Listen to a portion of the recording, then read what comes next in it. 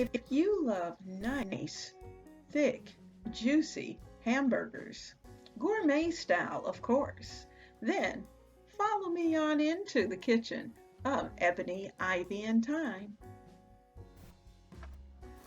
The leaves are beginning to fall, and fall is just around the corner. And what better thing to do during the fall than grill?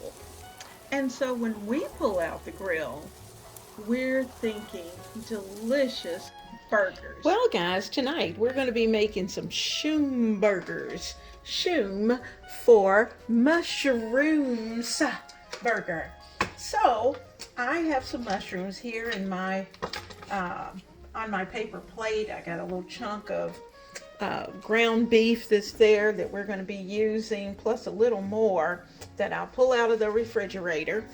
But this is going to be delicious. Now I'm going to get my Pampered Chef chopper. I don't know how many of you have been around long enough to remember Pampered Chef. And I think Pampered Chef is still operating, even maybe in the pandemic. But I know for sure Pampered Chef had a little bit of everything. So I'm just chopping these mushrooms up finely. So I'll go around and chop the first time. And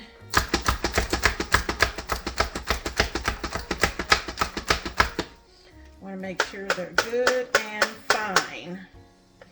So there's our mushrooms, and they have been frozen.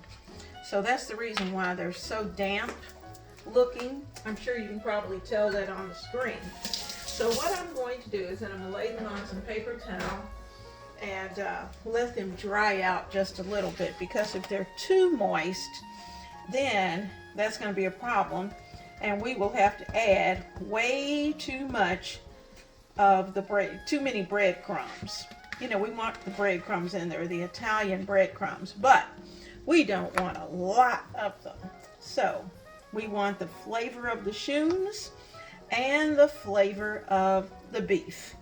So I'm just patting these, and I'm gonna let them lay there. I think I'm gonna need a little more paper towel. And you can see they have a lot of moisture. Let me fold this way.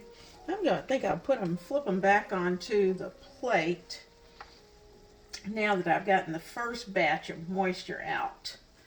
Okay, now, so I'm just gonna let these sit here for a little while and let them continue to drain, because you know mushrooms pick up everything. So those are going to be allowed to drain. I'm going to get a bowl so we can start to do some mixing. We're going to need 2 eggs. So all those things I need to pull out. We're going to need some Italian seasonings, and of course salt and pepper, and any other, you know, hamburgery type flavors that you like, but I'm making mine more with leaning more toward an Italian flavor. So, because of the mushrooms and the combination. So, I'll be right back. All right, I have my hamburger here. I broke up the one that was a little, still a little bit frozen, just a tiny bit. And I'm just kind of running my fingers through it to make sure that those little bits are pretty broken up. Now, let me rinse. I've got a bag here for trash. I'm going to add in the eggs. The eggs are going to help to hold everything together. There's 1, 2, plus it'll add a bit of protein. That's okay. I'm just going to take my hands and break that up. You know, you have to kind of get personal with your mixings. So I like using my hands, because then I can feel what the texture is. You know, if I'm using a fork, I won't know if I've gotten everything well mixed or how it's feeling. So I am just kind of pushing that together, mushing things up a bit, and I'm going to add a little bit, start adding some of the mushrooms in. You add about half and see what that looks like. You know, I always tell you, don't go crazy at the beginning. Look at it, see what it looks like. I don't want to overwork this, but we got to get everybody in. Okay, I'm looking at it. I already know I'm going to need all of it. So I've put the shoes in. Here we go. Just kind of turning that over, getting everything all together. Making sure that I have the egg throughout, because then we're going to start to add the seasonings. Now I'm going to cheat a little bit today, only because I need to make some house seasoning, and I don't have time to do it today. So when I get ready to make that house seasoning, I'll do it right here for you, and you'll have your own house seasoning. But today, the big guy likes Mrs. Dash on his salads, and he just likes that flavor profile.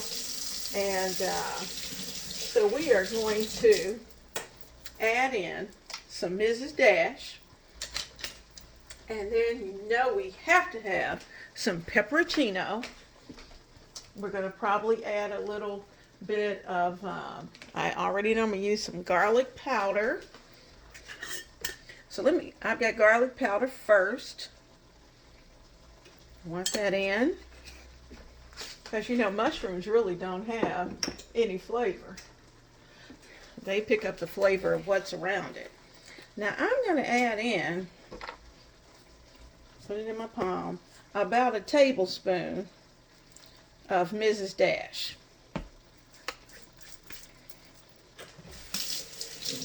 And you know, of course I can't taste it because number one is raw meat, and number two, it's got egg in it, raw egg. So I'm going to set that off to the side, but I can add some Mrs. Dash on the burgers once we've got them ready to be cooked. So we're going to get that done. Okay, now I have plain gluten-free breadcrumbs, and I'm going to be using those. And in addition to that, I'm going to add in the Italian seasonings. So just get ready, because sometimes I buy my breadcrumbs already seasoned, and sometimes I don't. And this time I didn't. So I've got my pepperoncino, I've got my herbs of Provence. So let's take some of those herbs of Provence. I'm going to put a little bit in the palm. You know how I do. About a tablespoon, because we want good seasoning. Lots of flavor. And I'm going to add in, these are the pepperoncinos. Now, remember, it is not to make this hot and spicy. Putting in about a half teaspoon. It is to lift the flavor. That's the reason for it. Now, you notice I have not put in any salt. And the reason for that is because salt has a tendency sometimes to make your ground beef tough. And so we're not going to do that. So I'm going to add in, I'm going to start with a 1/4 cup of breadcrumbs. Just going to dip it down in there. Get a 1/4 cup, and that's where I'm going to start. I'm just going to start adding some in, working it through.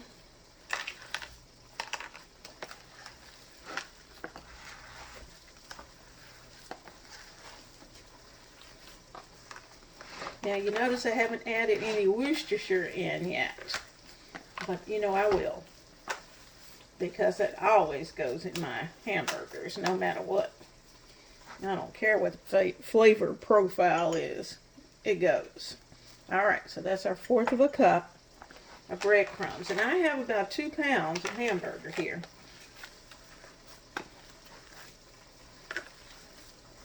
Like I said, these are gluten-free.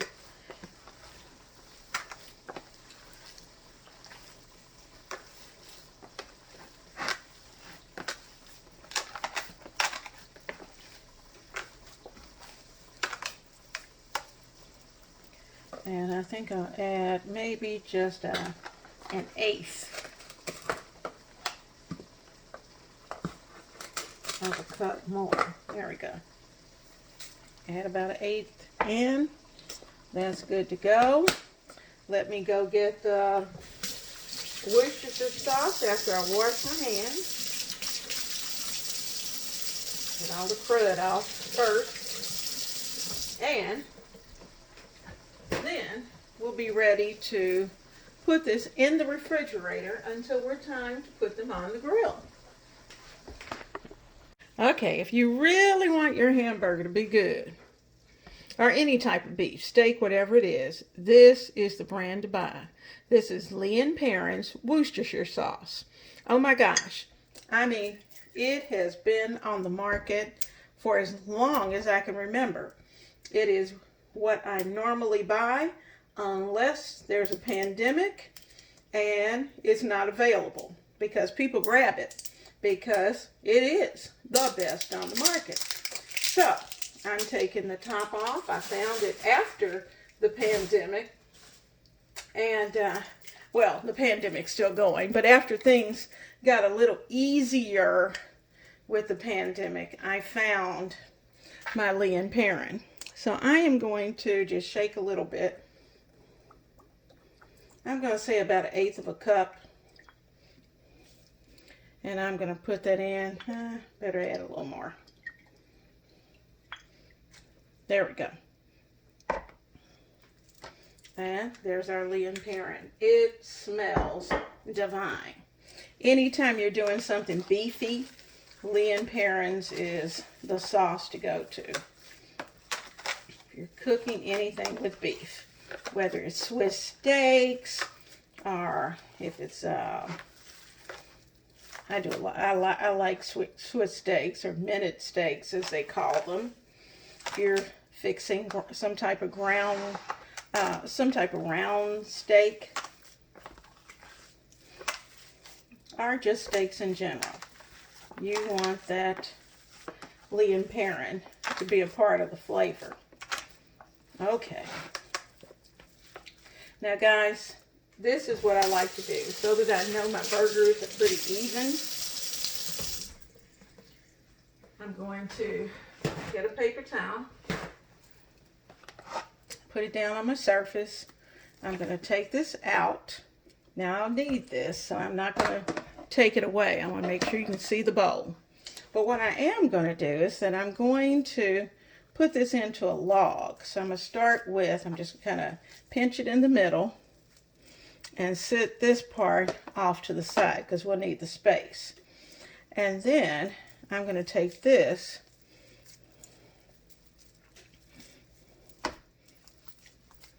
and put it into a little log. Now, there's 1 and there's 2. So I can just go pinch. There's 1 for 1 burger. So I'm making the burger balls. And there's 2. Helps you to get them a little more even.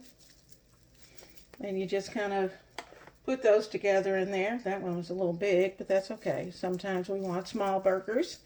Sometimes we want larger burgers. Now my buns are a pretty good size, so I'm going to need a couple of big ones. Okay.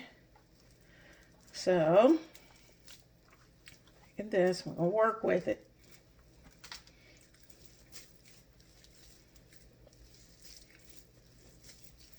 I won't work with it too much because I don't want to make it tough.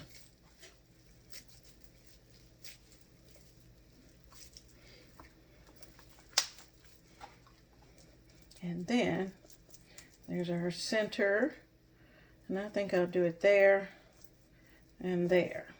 So pinch, that's a smaller one. I may take those two smaller ones and bump them up a little bit. All right, so there's one.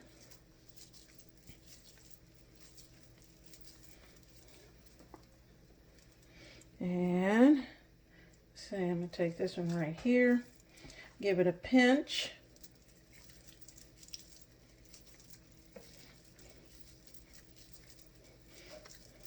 And put that right there. And I'm going to take a little bit of this and add to this one. And I have two really nice size ones that are in there. And then I have three that are averaging about the same size. So that works out pretty well. All right, I need some wax paper. Let me get that. Oops, wash hands. Always have to remember. Wipe those hands off. Let's get some wax paper. Just enough to put in between. Okay, I'm gonna lay these. There's that layer. Then these can sit right on top and they won't stick. Okay. Now all of this is going to have to go in the dishwasher in a bit. So I'm going to, and everything's going to have to be sanitized. So let's, I'm going to put the top on this and get it into the fridge. So when it's time to cook, you know, I will bring you back. There we go.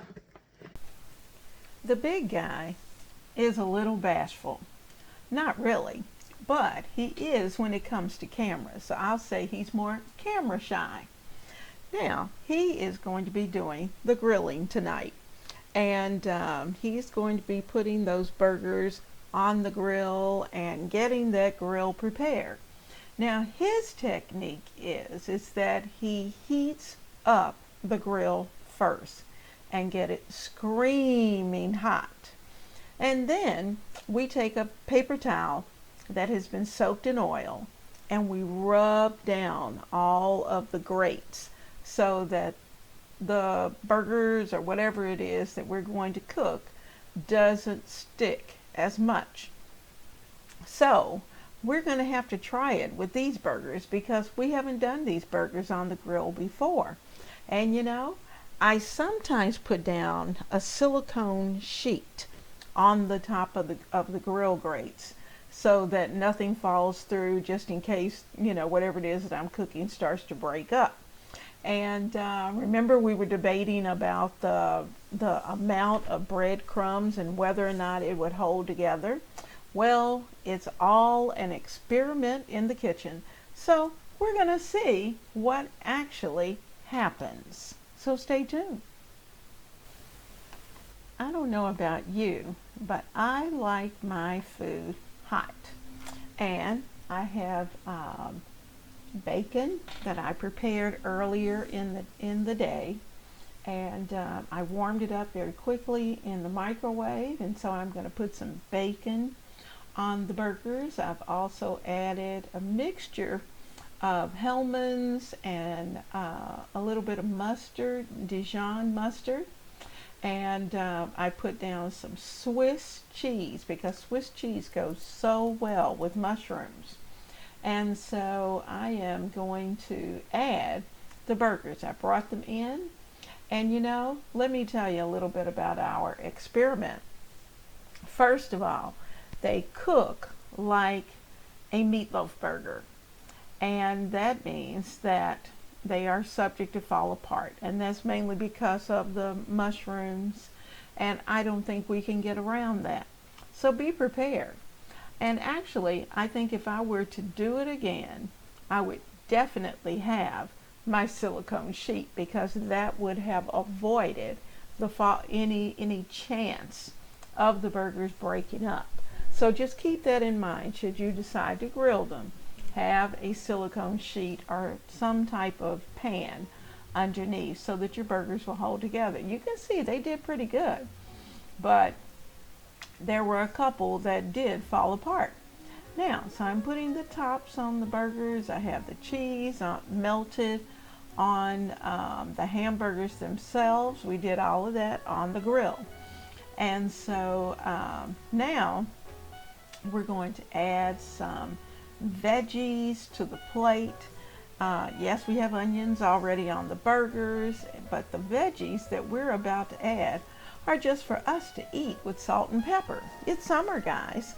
So we have Vidalia onions, we have sliced tomatoes from the farmer's market, and we have some cucumbers also from the local market. So we are going to enjoy our dinner tonight. So you can see I'm just putting the cucumbers out. They smell wonderful. And you know they are homegrown. That's the cool thing. Now, I also have those Vidalias ready. So we're going to get our tomatoes. There they are. Aren't they beautiful? Oh my goodness. And they smell like summer. That's when you just cut that tomato, and it smells sweet. And those Vidalias are sweet. And by the time you add a tiny bit of salt and pepper to these, you're just going to be head over heels in love with fresh vegetables. I promise you.